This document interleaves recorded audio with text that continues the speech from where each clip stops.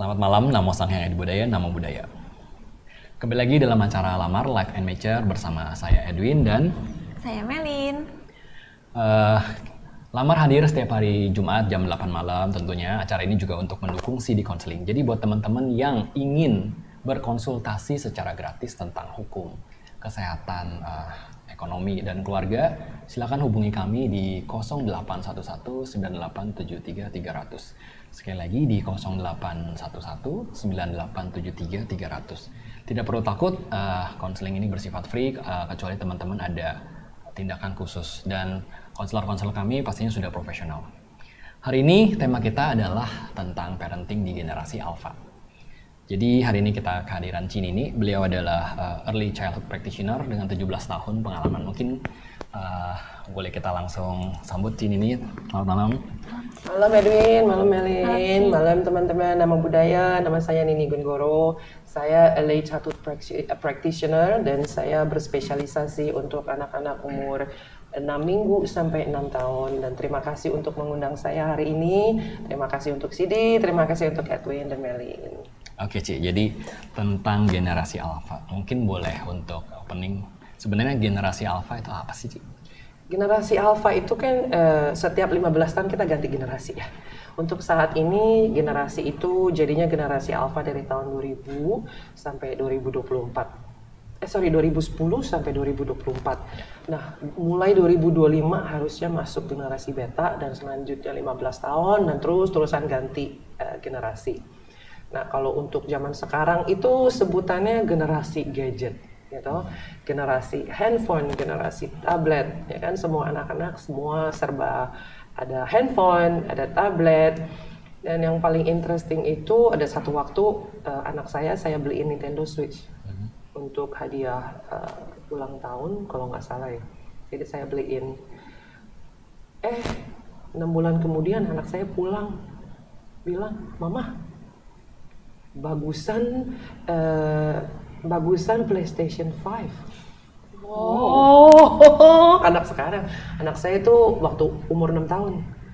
Jadi serba tahu Xbox, PlayStation. Yang saya nggak tahu juga tuh biasa anak-anak tahu tuh cepet. Itu kan generasi zaman sekarang ya. Biasa kita sebut, makanya kita namakan generasi alpha. Dan orang-orang taunya teknologi.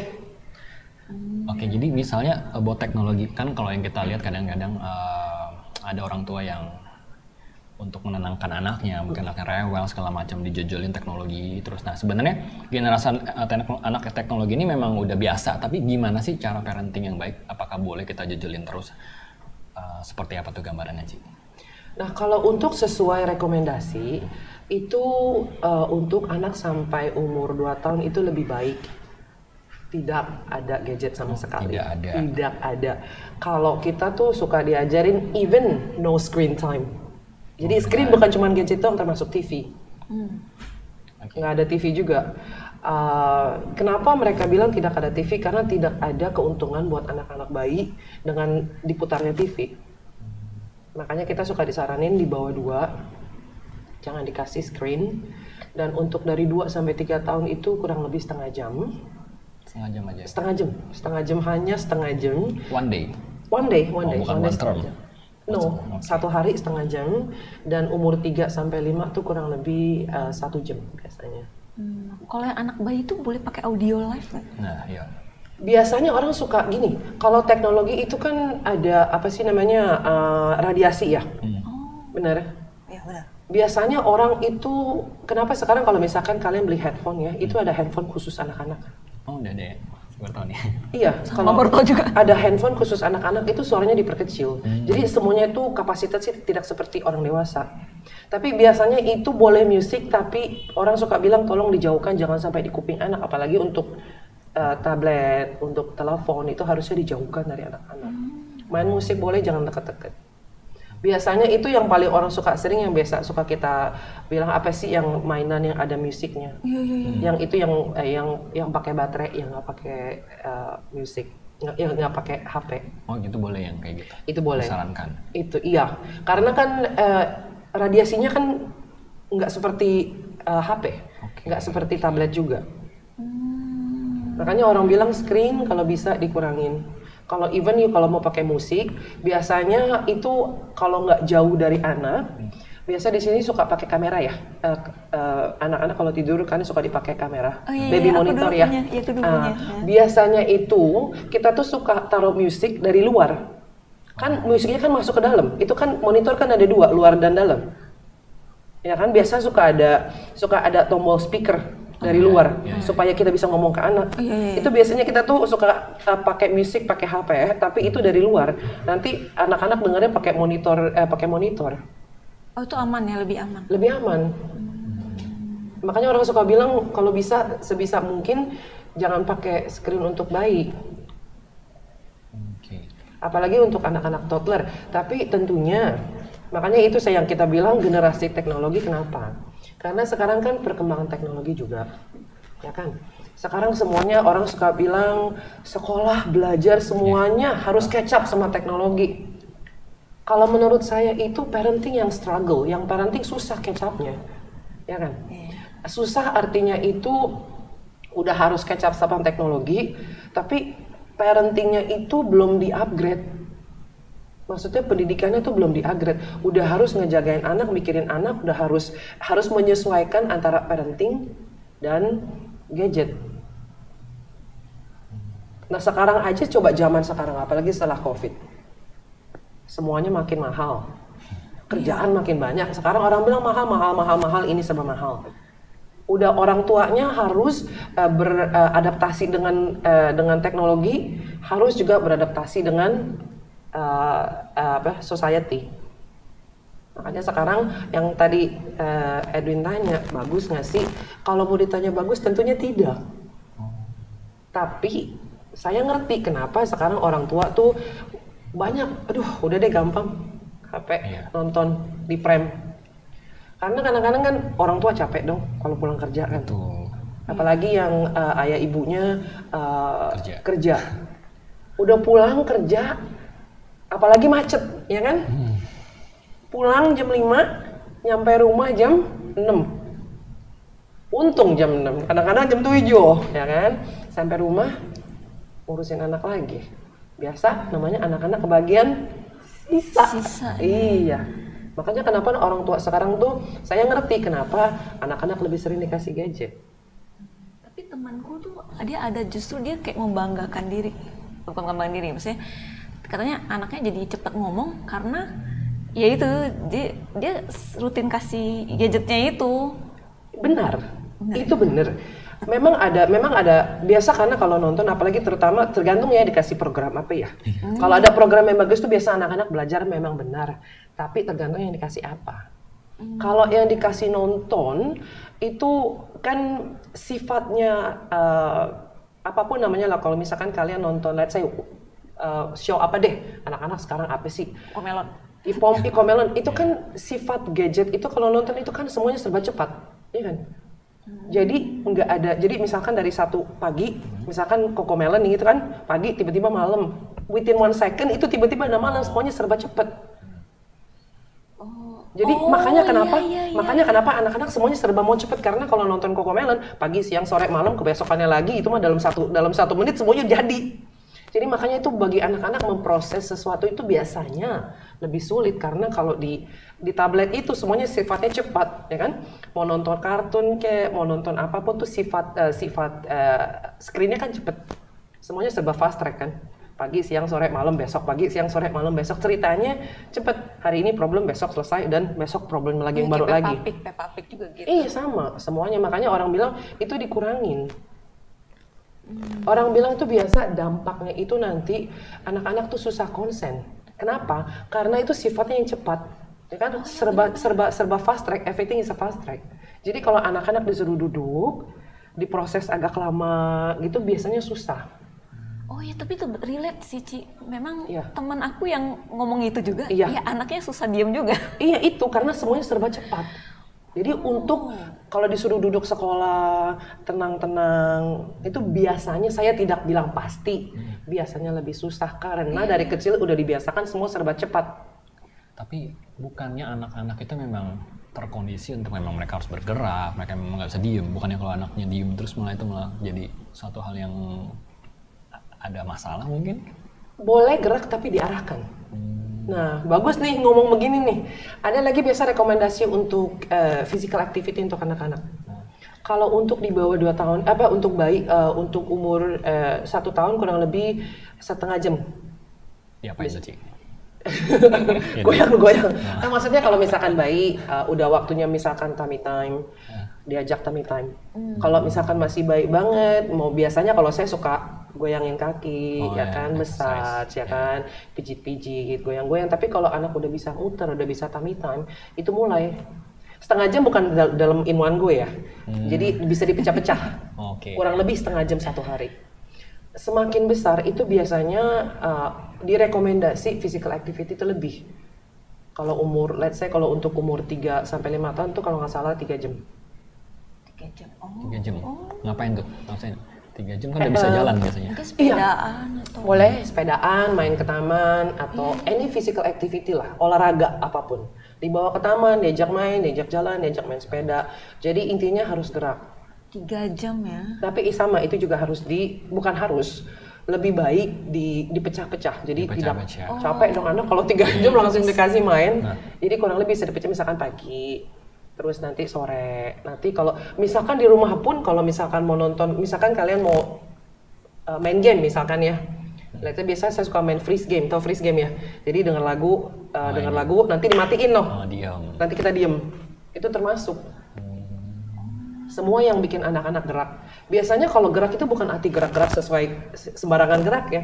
Biasanya gerak yang lebih teratur. Kenapa gerak lebih teratur? Karena kalau kalian punya gerak lebih teratur, misalkan kalian mau freeze dance ya. Kalau freeze dance itu benefitnya apa? Anak-anak berarti belajar koordinasi ya. Antara joget sama dengerin lagu. Berarti anak-anak koordinasinya harus 2 dong. Joget juga, tapi mereka harus sembari dengerin musik. Itu namanya kan belajar juga. Jadi anak-anak bermain sambil belajar.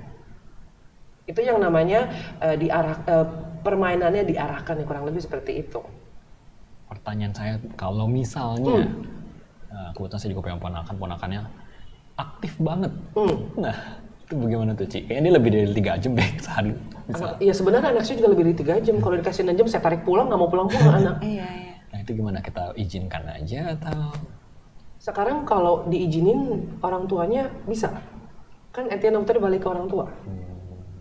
Ya kan? Tapi kalau misalkan anak-anak itu sangat aktif sekali, kalau misalkan kalau kalian tahu, misalkan oh ini saya main freeze game nggak bisa, berarti orang tuanya harus cari olahraga yang lebih intens. Misalkan les berenang. Les berenang. Iya, cari sesuatu yang lebih. Karena gini, karena memang ada beberapa anak yang aktif. Kalau kalian sudah ngasih beberapa activity dan anaknya masih gerak sampai 5-6 jam, itu berarti activity yang kalian kasih itu tidak sesuai dengan bodinya. Berarti kalian tuh harus mencari sesuatu yang lebih sesuai kebutuhan badan. Karena kan anak-anak beda. Ada anak maybe butuhnya nggak butuh banyak, ada anak memang punya banyak energi, butuh olahraga yang lebih intens. Jadi lebih diarahkan. Jadi kenapa kalau saya bilang harus diarahkan, jadi anaknya juga belajar. Ya kan? Saya punya banyak energi, jadi kalau saya main ini, saya kurang. Jadi saya harus mencari sesuatu yang lebih. Itu berarti kan kalian juga mentally mendidik anak-anak supaya ngatur diri sendiri, benar? Ngatur energi dia maksudnya? Iya, benar. Kalau misalkan kalian kalau kalian ya udahlah main di taman lah, main sepeda, ya kan? Jadinya apa? Anak-anak bingung kan? Anak nggak capek, pulang rumah anak nggak diomelin. Saya udah kasih kamu 3 jam, masih nggak mau tidur. Tidur kamu. Padahalnya bukan salah anak, anaknya maksudnya masih ada energi yang belum selesai. Iya. Berarti harus diarahkan energinya. Nanti kalau anaknya udah tahu, berarti anaknya kalau sekalian sering nih, misalkan saya main gini saya kurang, kalau main misalkan saya berenang nih ya, oh saya berarti capek, tidur saya enak. Kenapa anak-anak itu kalau nggak capek tidurnya itu jadi berantakan? Kalau tidur berantakan, tidurnya nggak puas, otaknya tuh kurang oksigen. Makanya besok pagi kalau anak yang kurang tidur, yang ada sesuai kebutuhannya tidak terpenuhi, karena dia nggak bisa ngomong, jadinya kan marah-marah. Cranky. Iya, apalagi untuk masalah tidur. Nah, untuk anak-anak itu kan dapat oksigen itu waktu mereka tidur. Jadi oksigennya itu di recharge kembali lah kurang lebih. Kalau anak-anak kurang tidur, makanya coba lihat deh. Kalau anak-anak kurang tidur, ini Emelin punya anak, coba anaknya kurang tidur. Pasti bete pagi-paginya. Iya sih. Dan kalau anak-anak tuh kurang oksigen, biasanya itu belajarnya tuh nggak maksimum. Karena kurang tidur, kurang istirahat. Karena kenapa kurang istirahat? Kurang capek. Bukan berarti anak-anak disuruh dipaksa capek ya, enggak. Yang kayak tadi kamu bilang kan anak-anak ada orang yang aktif sekali. Berarti sebisa mungkin orang tua tuh harus tahu sebatas apa saya harus kasih activity yang supaya anaknya capek dan bisa tidur pules. Sama ketika melakukan activity ini berarti orang tua apakah harus selalu menemani gitu, atau boleh misalnya kayak yaudah kalau game yang ini kamu kayak misalnya ponakan saya dia bisa tuh tiba-tiba tadi asik menggambar sendiri. Ya teman ya memang sih namanya anak-anak kadang-kadang ada yang apa kita harus aware gitu kan, kadang-kadang pola parenting tuh beda ya. Ada yang parenting kayak misalnya ya kalau jatuh ya belajar, dia tahu jadi jatuh sakit, tapi kan ada orang yang kayak aduh kalau jatuh ntar bahaya gitu-gitu. Nah gimana menurut Cici?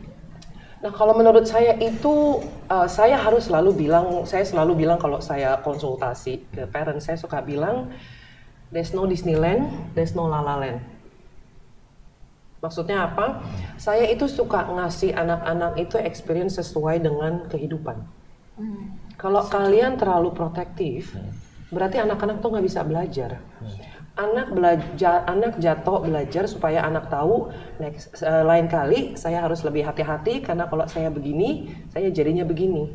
Jadi anak-anak tuh belajar cause and effect. Kalau saya begini, dapatnya gini. Kalau dapat gini, berarti kan anak-anak belajar. Dari kecil mereka udah paham ya? Saya suka bilang monkey see, monkey do.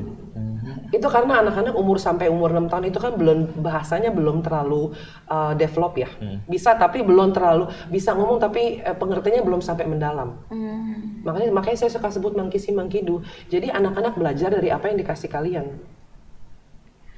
Jadi nggak usah kayak sekolah belajar nih, misalkan Melin 1 tambah 1 2, itu kan kita udah denger kan, itu kan udah ada timbal balik. Kalau anak-anak umur kecil kan belum. Jadi mereka belajar dari apa yang dikasih orang tua. Tapi aku relate sih Ci, yang soal kita ngajarin cause effect. Kalau zaman orang tua aku dulu kayak apa-apa jangan nanti jatuh. Kalau anak aku ya aku kasih, tapi bukan berarti dia dijatuhin beneran. Enggak, iya. Cuman kita tetap liatin, nanti kalau kamu begini loh, kayak misalnya dia ngedeketin di dapur gitu kan. Ada Pak kan lagi masak. Jadi dia kayak kepo gitu. Jadi aku deketin aja pancinya. Udah dia rasa panas, udah takut. Udah besok-besok dia nggak mau deket lagi. Dan maksudnya dari kayak gini nih, aku ngerasa anakku jadi kayak lebih resultnya tuh anakku juga jadi lebih mandiri gitu. Iya benar sekali. Itu relate banget. Benar, karena kalian belajar kalau kasih anak-anak itu kesempatan untuk bikin salah supaya mereka bisa belajar. Kalau semuanya benar, emang ada kehidupan benar semua? Kan nggak ada. Pasti ada satu masa kalau kalian keluar ada sesuatu yang tidak sesuai dengan apa yang kalian mau. Betul. Itu kan berarti anak-anak juga belajar. Belajar kalau sesuatu itu tidak sesuai dengan apa yang saya pikirkan. Jadi kalau ada perubahan, saya harus bagaimana? Berarti anak-anak belajar menjadi resilience. Kalau misalkan hasilnya beda, berarti saya harus belajar problem solving. Saya harus bagaimana? Problem solving. Tentu. Itu perlu kita jelaskan lagi kalau misalnya, atau kan misalnya mereka do something bad, mereka perlu kita jelaskan lagi gitu. Dia kamu harus begini, kalau gini nanti gini, atau bagaimana tuh Ci? Atau mereka memang bisa biarin aja bernalar sendiri, paling kalau bandel besok jatuh lagi. Misalkan gini ya, kalau tadi yang contohnya Melin deh, misalkan begini, kalian main ke dapur, ya kan? Ya of course tentunya kalian juga harus punya batasan sendiri. Benar. Anak saya boleh ke dapur, tapi kalau lagi masak, anak nggak ke dapur. Tapi kadang-kadang saya suka bilang ke anak, kalau misalkan saya lagi nyalain kompor, saya suka bilang, saya suka gendong tapi, saya suka bilang coba deh dirasa-rasa, ini kan panas. Sama. Saya suka bilang ini tuh panas.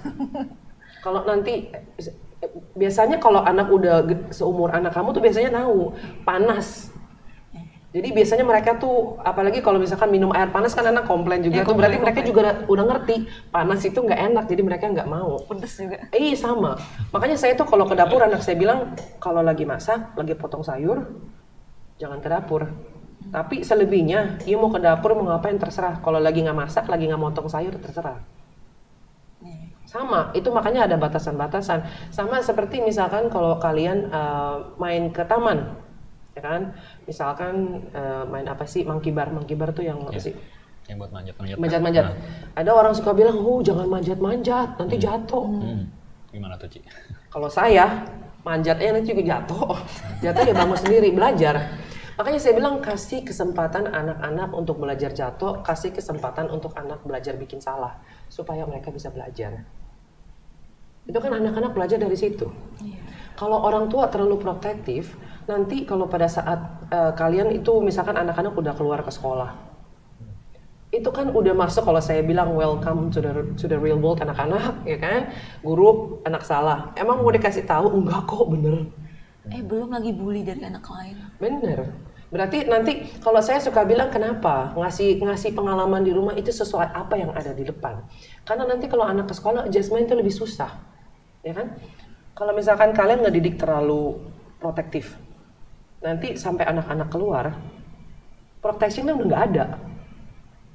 Di rumah aja udah nggak bisa mandiri, semuanya kalau kita bilang di spoon fed ya sama orang tuanya.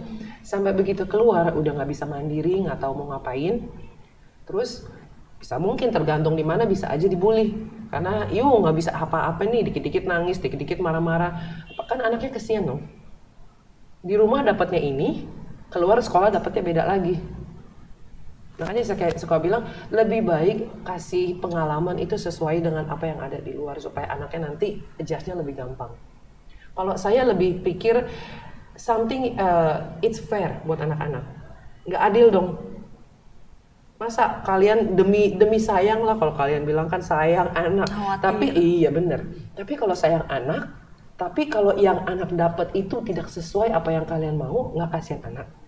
Bukannya kalian kalian tuh menjadikan anak-anak kalian tuh lebih susah untuk struggle, lebih susah untuk adjust. Kalau boleh tahu nih ngomongin struggling sih, foundation ada nggak? Maksudnya hal-hal fondasi apa yang anak-anak tuh harusnya dia belajar mandiri gitu, sesegera mungkin? Ya, kalau saya bilang tuh itu soal praktis di rumah, latihan di rumah seperti apa, ya kan? Kalau misalkan kalian bilang jangan terlalu protektif buat anak-anak. Jadi misalkan makan malam, misalkan ya, let's say anak-anak tolong kalau bisa siap. Kalau saya dulu suka bikin di dapur itu ada lemari di bawah untuk anak. Oh iya. Jadi saya bilang ini shelf-nya kamu. Ada piring, ada gelas, ada sendok, ini semua punya kamu. Ini ada makanan, ini semua punya kamu. Yang semuanya ada di sini, boleh disentuh. Jadi kulkas, ini barang yang di sini boleh disentuh. Jadi anak saya kalau mau makan di rumah tuh ke dapur sendiri, ngambil makanan sendiri, duduk sendiri. Jadi nggak pernah kalau makanan minta, kecuali kalau udah lapar, udah waktunya makan siang, makan malam, dia minta. Kalau di tengah-tengah dia lapar, dia nyari sendiri makanan di dapur. Betul ya. Makanya harus dikasih latihan. Jadi kalau kalian di rumah itu aturan mainnya seperti apa, rutinnya seperti apa, dan komunikasinya seperti apa. Dari umur berapa sih maksudnya mesti training bisa sampai kayak anak Cici gitu? Kalau saya kebetulan anak saya sangat beruntung itu dari kecil. Sebenarnya dari baby anak saya punya rutin. Jadi anak saya itu waktu saya sangat beruntung karena waktu anak saya lahiran itu udah ada suster yang maksa saya bangun setiap 3 jam. Ngapain tuh, Ci? Ngasih makan anak. Saya tanya, kenapa saya harus dipaksa bangun? Jadi itu sama, ngajarin anak-anak itu kalau lapar kondisinya seperti apa, kalau kenyang kondisinya seperti apa. Kalau kalian punya rutin, biasanya itu ada takarannya. Kalau misalkan kalian kasih anaknya beratnya berapa, kalian kasih minum susu berapa hari sekali, dan biasanya untuk sekian meal tahan berapa jam. Itu biasanya ada hitung-hitungan. Nah, saya ngitung misalkan saya 150 mil, anak saya lagi itu 3 jam. Jadi itu anak-anak diajarin 150 mili susu untuk 3 jam. Jadi ini kondisi saya penuh. Kalau saya kenyang, perut saya seperti ini. Nanti udah 3 jam habis kurang lebih. perut saya seperti ini, berarti kalian tuh ngajarin lapar, kenyang, dan kalian tuh belajar ngajarin anak tuh self-regulate, jadi ngatur diri sendiri. Jadi mereka mengenal diri sendiri seperti apa. Jadi kalau mereka ada lapar, jadi kalau kita tahu nih 3 jam anak udah nangis berarti udah lapar. Kalau anak nangis di tengah-tengah yang nggak jelas berarti kalian tahu ada sesuatu yang beda. Berarti itu kan buat kalian kan juga keuntungan dong. Nah, dan kebetulan juga kalau soal konsisten saya harus ngaku itu udah paling susah. Yang rutinnya juga, ya kan? Yang aturan mainnya juga. Dan komunikasi kalian juga yang paling susah tuh konsisten. Sama aturan main di rumah juga. Tapi Ci, ngomongin aturan main itu kan kalau misal kita tinggal kayak satu rumah tangga cuma ya keluarga inti aja lah ya, itu kan lebih gampang ya ngaturnya. Kita bisa bikin safe environment, lingkungan yang aman buat dia, jadi dia bisa bebas. Tapi gimana kok kayak tinggal misalnya kayak tinggal tua atau IPA, jadi mereka kayak suka taruh kayak apa baygon sembarangan gitu, itu kan nggak boleh dijangkau anak kecil sih. Kita ngomongin juga, udah disingkirin dipinggirin ke samping, nanti dia dikeluarin lagi. Nah, itu gimana sih? Ya, ini juga salah challenge gimana tuh, Ci? Kebanyakan orang Indonesia selalu tinggal rame-rame. Kalau menurut kalian, kalau suka bilang ya, kalau saya suka bilang orang tua udah pasti susah dirubah ya. Tuh.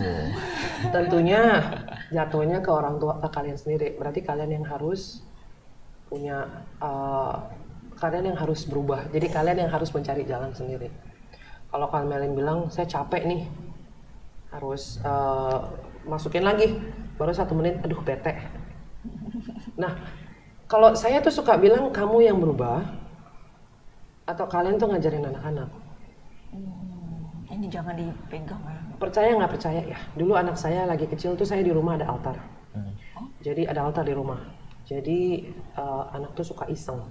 Kan? Apa sih ini air di altar ya kan? Dan saya jadi ada Dewa Bumi juga ya, suka dimainin. Pertama-tama udah pasti susah karena kan kalian baru mulai. Tapi kalau anak saya udah mulai main altar, muka udah mulai serius, muka udah mulai hitam. Jadi anak saya tahu kalau setiap main di altar muka hitam. Suka ngeliat apa enggak nih? Nggak suka ngeliat, jadi dia nggak berani main sampai detik ini dia nggak pernah main lagi. Lagi kecil aja anak main suka air gitu kan, sengaja gitu kan, lagi main disengaja dilempar ke altar. Namanya juga anak-anak kan yang ngerti. Jadi saya bilang, walaupun anak saya itu masih kecil, saya bilang ini tempat sembayangan mama. Mama cuma minta jangan disentuh. Boleh sembayang, nggak boleh disentuh, nggak boleh dimainin. Sama, omongannya sama terus. Nanti anak-anak belajar, kalau ini mama saya nggak suka disentuh. Tapi memang butuh waktu. Kalau memang paksa mamanya yang berubah ya susah juga, ya kan? Kalau saya bilang dari kaliannya sendiri dan kalian juga komunikasi ke anak. Jadi anak-anak belajar.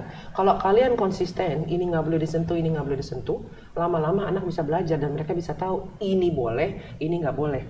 Nanti kalau udah gede-gede juga coba misalkan anak-anak suka gitu, coba boleh nggak ya kali ini kali-kali dapat beda. Kalau kalian konsisten, ntar mereka juga tahu mau kecil mau gede. Kalau saya sentuh altar, saya juga tetap diomelin. Udah nggak mau sentuh lagi. Anak saya sekarang udah nggak pernah sentuh. Sama sekali nggak pernah disentuh. Paling kalau datang, saya lagi duduk meditasi, anak saya suka datang, saya bilang duduk di samping meditasi deh. Kalau you mau duduk sama saya, duduk sini sama saya meditasi. Tapi udah nggak pernah dimainin lagi. Nggak sengaja iya, tapi sengaja udah nggak pernah. Anak-anak tuh makanya saya bilang anak-anak itu dia very capable. Yes, I agree. Harus diajarin aja. Setuju sih. Iya. Kayak anakku juga dia suka coba-coba. Misal snack kan biasa aku kayak biskuit gitu kan atau snack apapun lah. 2 aja ya gitu, sekali take itu 2 ya. Nah dia kayak Cici bilang tuh dia suka coba-coba ambil 5 gitu. Iya. Ini udah kena marah deh. Iya, kalau Melinnya konsisten, nanti lama-lama dia juga bosan sendiri. Saya minta 3 diomelin terus ya, mendingan ya udah ambil 2 nggak diomelin. Anak-anak sebenarnya pusing kalau dengerin orang tua ngomong. Anak saya suka nggak bales. Saya sekarang udah nomor 7 kan. Kalau saya bilang 2 kali, diginin sama anak. Iya dia bilang 2 kali. Kenapa diulang-ulang? Saya denger. Terus saya suka bilang, kalau nggak mau diulang ya dijalanin. Saya suka bilang lagi dibalas balik ya, makanya gitu. Jadi intinya sekarang anak-anak udah tahu pasti. Kunci inti itu sebenarnya konsisten. Ini mau dibilang gampang, sebenarnya logikanya gampang. Tapi karena demand, perubahan zaman, itu yang bikin kita tuh konsisten tuh menjadi susah. Sebenarnya bisa apa nggak bisa, udah pasti bisa. Cuman butuh effort khusus dari kita untuk ngejalaninnya. Iya, mau nggak mau. Anak tuh ngerti ya. Pasti ngerti. Oke, ini ngomong-ngomong about parenting, kan Cici udah 17 tahun pengalaman. Ada nggak sih pengalaman Cici, misalnya contoh dari misalnya bad parenting? Kadang-kadang tuh di Indonesia kayak tadi Cici bilang, kata atas dasar sayang, akhirnya itu membuat anak itu jadi nggak bagus di masa depannya. Ada nggak sih dari pengalaman Cici lihat, oh karena dulu anaknya diperlakukan seperti ini, ntar besarnya jadi begini gitu loh. Maksudnya sebagai gambaran buat kita. Itu lebih karena kebutuhan anak yang dasar itu tidak terpenuhi. Yang kayak saya bilang tadi, misalkan anak kayak tadi misalkan ya olahraga nih, kayak bilang keponakan punya tenaga 10, yang dikasih keluar cuma 5. Yang 5 lagi stuck. Kalau itu kalian tidak memperhatikan lama-lama, itu jadi kenapa? Pengaruhnya ke kurang capek, kurang tidur, kebesokan harinya anaknya jadi bete, marah-marah. Itu kalau kalian itu tidak di handle secepat mungkin, itu kan numpuk, lama-lama menjadi bukit. Nanti yang dipandang orang apa? Anaknya si ini mah udah nggak bener, anaknya si itu yang nggak bener. Kalau saya mau tanya yang nggak bener sebenarnya siapa? Cara pendidikannya. Karena terlalu banyak hal-hal yang anaknya butuhkan itu tidak terpenuhi, makanya semuanya numpuk. Jadinya anak-anak lebih punya, orang bilang suka lebih challenging behavior. Kalau about food juga, apakah Cici juga batasin? Kan zaman now kan zamannya yang manis-manis, segala macam. Apakah Cici juga batasin buat anak-anak? Karena sekarang banyak tuh yang kayak ya buat nyenengin anak nih, habis kesini ke hypermart atau mana, ya kasih. Tapi kalau mamanya juga usaha baking. Nah ini judulnya ke reward ya. Iya. Kalau saya sebenarnya itu saya pribadi, tapi saya juga saranin ke orang reward itu untuk sesuatu yang anak-anak achieve something. Tidak disarankan untuk ngasih reward ke anak-anak untuk melakukan sesuatu. Make sense? Misalkan gini, kalian kerja nih ya, saya kasih ini pola ini logikanya aja, kalian kerja. Seneng nggak dikasih bonus? Senang. Nah, sama.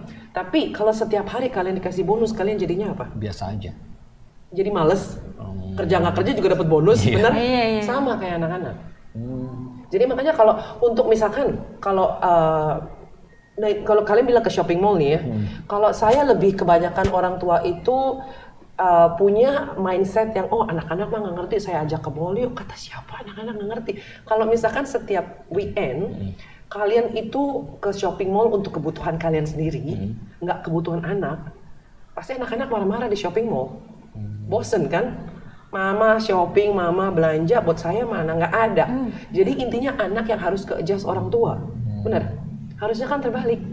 Bukan terbalik juga, harusnya dua arah. Kadang-kadang kita ngajak anak ke tempat sesuatu yang bikin anak senang, kadang-kadang kita juga ngajak anak untuk sesuatu yang buat kita. Nah, kenapa orang tua tuh ngasih permen kalau ke supermarket? Karena mamanya mau belanja, mau ini, mau ono. Iya. Jadi itu nggak ada timbal baliknya. Jadi kurang bagus kalau gitu berarti ya? Kalau saya tidak merekomendasi, karena itu seperti yang saya bilang, itu rutin, itu termasuk kalian punya weekend. Jadi ritual kamu itu kan sebagai orang tua, kalian kan harus adjust ke anak juga, ya kan? Jadi kalau weekend itu sebaiknya, kalau kalian mau belanja untuk kebutuhan rumah, it's okay. Tapi kalian harus menyempatkan sesuatu untuk anak-anak juga, sesuai dengan yang anak-anak mau. Jadi kalau weekend itu bukan waktunya kalian.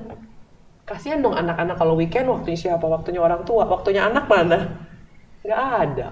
Oh ya, kasihan juga ya anak sekarang ya. Orang tua juga kasihan sih. Iya, tapi maksudnya harus dibalance juga, kan antara orang tua dan anak. Nah, misalkan gini deh, saya kasih gampang contohnya. Kalau kalian yang ini kan udah punya pasangan ya, udah married ya. Kalau kalian married, kalian kan berarti adjust sama pasangan masing-masing, benar ya? Kalau kalian punya anak, kalian harus adjust nggak? Harus dong. Sekarang kebanyakan prakteknya anak ini adjust gak? Yang adjust kan pasangan doang. Adjustment buat ke anak susah juga. Itu makanya parenting, apalagi zaman sekarang yang kita bilang udah zaman teknologi, itu adjust pasangan aja udah susah. Kalau kalian punya anak itu berarti harus adjust anaknya juga. Sama termasuk weekend kalian. Misalkan kalian mau punya weekend, kalian mau punya family habit lah, let's say family ritual, kamu mau ngapain? Sama itu. Jadi kalau kalian mau punya waktu untuk kalian sendiri, lebih fairnya kalau kalian juga menyiapkan waktu untuk anak kalian. Kalau misalkan kalian mempunyai certain weekend untuk waktu kamu, kalau kalian tidak punya waktu untuk anak-anak, berarti kalian udah nggak fair buat anak-anak.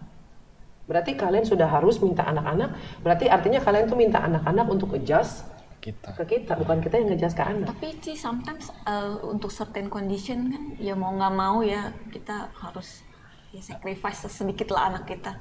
Misalnya kayak harus kerja mendadak gitu mungkin. Keluar kota atau apa gitu kan, mau nggak mau ya anak lah harus tolong lah gitu kan. Ibu udah nggak apa-apa.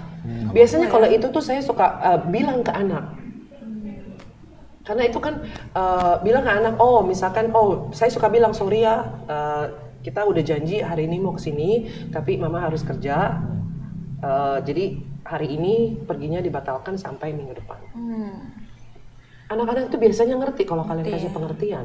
Nah kalau kayak anakku misalnya kayak aku harus ngejar deadline tuh selama 1 minggu full atau 1 bulan full. Jadi anak kan kayak biasanya aku bawa jalan-jalan gitu, dia jadi di rumah aja gitu. Memang sih aku ngerasa dia juga rusuh juga sih gegara itu ya. Iya.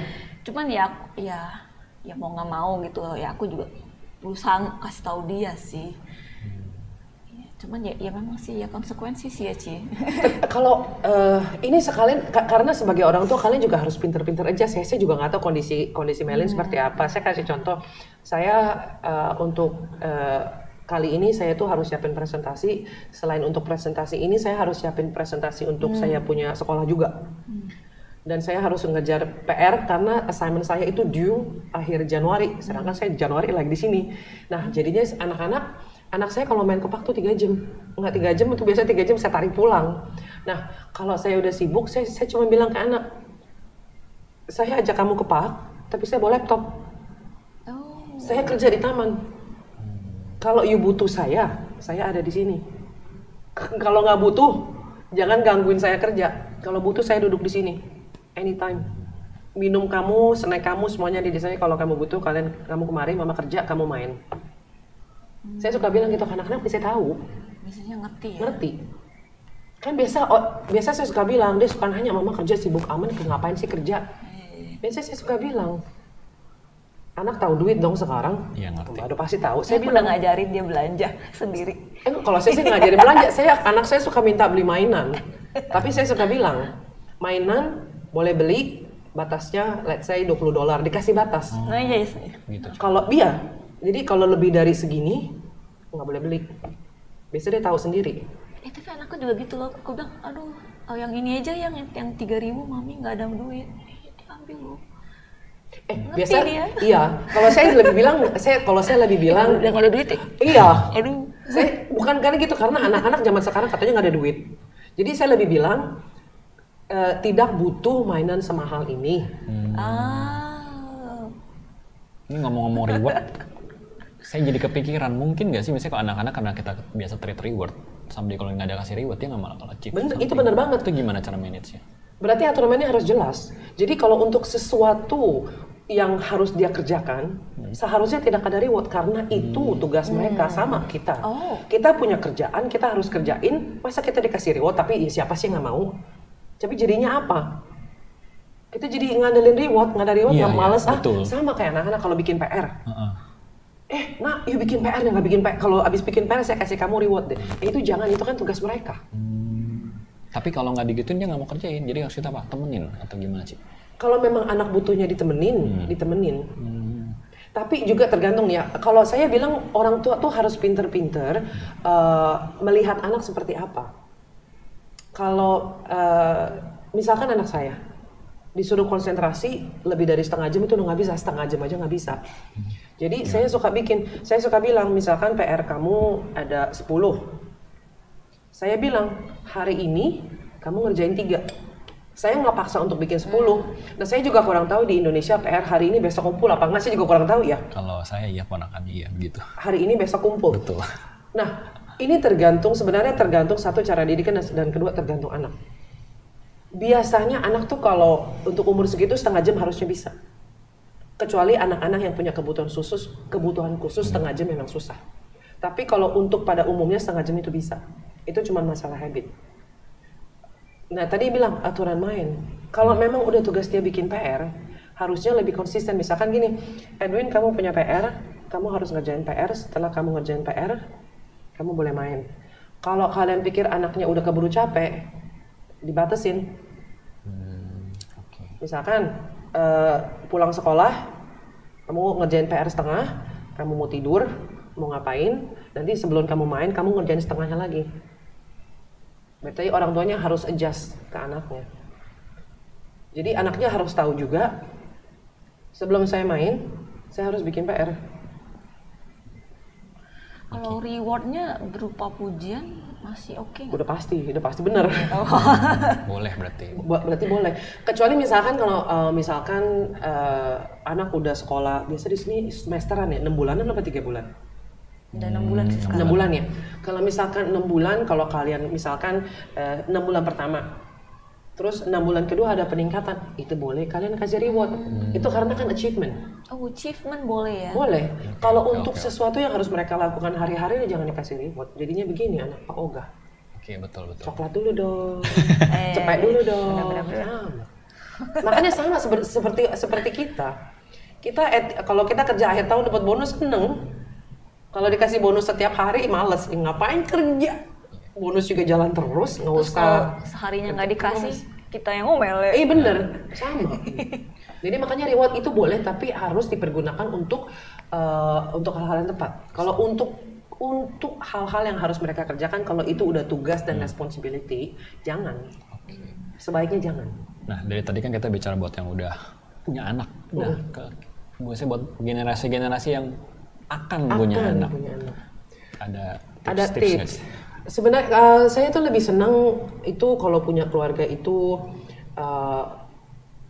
punya planning tentang misalkan kalian mau membangun keluarga yang seperti apa. Karena kebanyakan kalau kita misalkan punya anak yang dipikirin apa? Sekolah. Finansial ya. Tapi lupa ke value-nya. Kita tuh mau value kita sebagai keluarga yang mau kita kenal tuh apa. Jadi kalian yang mau ajarin ke anak value-nya yang seperti apa. Jadi misalkan bagi tugas misalkan sama ngobrol gini, nanti kita punya anak, sekolah udah pasti harus dipikiran ya. Tapi kalau misalkan bagi tugas misalkan kadang-kadang kalau pengalaman saya nih ya, orang tua yang apalagi untuk lelaki kadang-kadang suka bilang ngebesarin anak gampang, baby paling gampang. Ya sebenarnya paling susah kalau baby, ya kan? Walaupun ayahnya kerja, kita di rumah ngurusin anak, itu ngurusin anak menurut saya itu lebih susah. Kalau saya ditanya mendingan kerja. Kurang tidur sih. Benar. Nah itu, jadi sebagai kalau kita mau punya keluarga, apa yang mau punya anak, berarti ya nggak harus planning duduk ngomong, ya kurang lebih ngobrol lah gitu lah ke pasangan. Soal value kalian sebagai apa sih, kalian misalkan cara membantunya bagaimana, ya kan, bagi tugasnya seperti apa, ya kan. Sebenarnya kalau orang tua sebagai kalau yang menjadi kepala rumah tangganya bilang saya kerja capek, kalau saya suka bilang, pernah saya bilang sekali ke pasangan saya, ke suami, sehari gantian sehari saya suruh tuker. Pernah. Saya kebetulan hari itu weekend harus ambil kelas, saya udah pesan sama dia, ambil kelas seharian, yuk mendingan cari bantuan, ya kan? Cari bantuan, dia suruh anak yang gede datang bantuin dia, terus pulang-pulang dia bilang, aduh susah ya. Tapi yang penting komunikasi lah. Jadi kalian maunya seperti apa, kurang lebih seperti apa, family seperti apa. Yang dipikir itu bukan misalkan apalagi untuk weekend. Ya kan, kalian mau weekend seperti apa, build up kalian seperti apa, kita mau kemana nanti ini, misalkan kita weekend kita yuk, misalkan ajak anak-anak ke, misalkan ya, kita rutin ke wihara misalkan, wihara mana, mau bagaimana, itu kan berarti kan kalian udah punya bayangan. Ya bukan berarti harus planning duduk, ayo kita planning yuk kita mau ngapain, yang enggak juga. Itu sebagai apa, sebagai obrolan, tapi sesuatu yang menurut saya penting untuk diobrolin. Jangan cuma mikirin finance-nya gimana aja. Karena bagi saya, apalagi untuk zaman sekarang, value itu paling penting. Terlalu banyak informasi juga nggak sih dari luar gitu? Maksudnya apa nih? Kayak misalnya parenting kan, kayak Cici bilang kan nggak bisa one for all solution gitu kan? Bener. Tapi kita misalnya kayak di konten reels ini bilangnya begini, nanti ini bilangnya begitu, nanti bilangnya begini. Bener banget. So much information. Bener banget. Makanya saya bilang kalau ada misalkan kita kasih contoh, misalkan anak guling-guling di shopping center, yang kayak kemarin saya kasih contoh. Nah, sekarang yang menjadi masalahnya guling-gulingnya pada saat itu, tapi yang bikin anak guling-guling kan bukan guling-gulingnya. Yang harus dicari kenapa anaknya guling-guling. Misalnya anak guling-guling karena mau main, ya bener. Tapi kenapa anak bisa guling-guling? Itu yang harus dicari tahu. Makanya kita sebagai orang tua juga harus cari tahu sebenarnya akar permasalahannya apa. Bukan yang dipikirin yang masalah yang sudah terjadi apa. Akarnya apa dulu. Nanti di rumah baru dicari tahu. Kalau kalian tahu akar, udah tahu masalahnya apa, boleh kalian Google. Nah, misalkan jangan anak guling-guling Google. Kenapa anak guling-guling? Oh iya, aku mau nanya, kalau anak guling-guling gitu dari umur berapa sih? Sekecil mungkin. Soalnya anak nggak pernah loh kayak gitu. Ya bagus, berarti mungkin Melin lebih ada aturan mainnya lebih jelas. Biasanya kalau anak-anak tahu aturan mainnya seperti apa, biasanya anak-anak itu enggak. Karena mereka tahu aturannya seperti ini. Yang nggak tahu itu yang serba cowboy lah kalau orang bilang. Orang tua cowboy itu udah paling susah, makanya anaknya marah-marah. Oke, ini nggak berasa nih udah 45 menit 40 menit ya? Masih ada pertanyaan. One last question boleh nggak? Ya, boleh apa deh? Melin dulu deh. One last Saya question. juga ada ntar. Oh iya. Untuk masuknya tips atau. Nah ini ngomongin teknologi, Ci.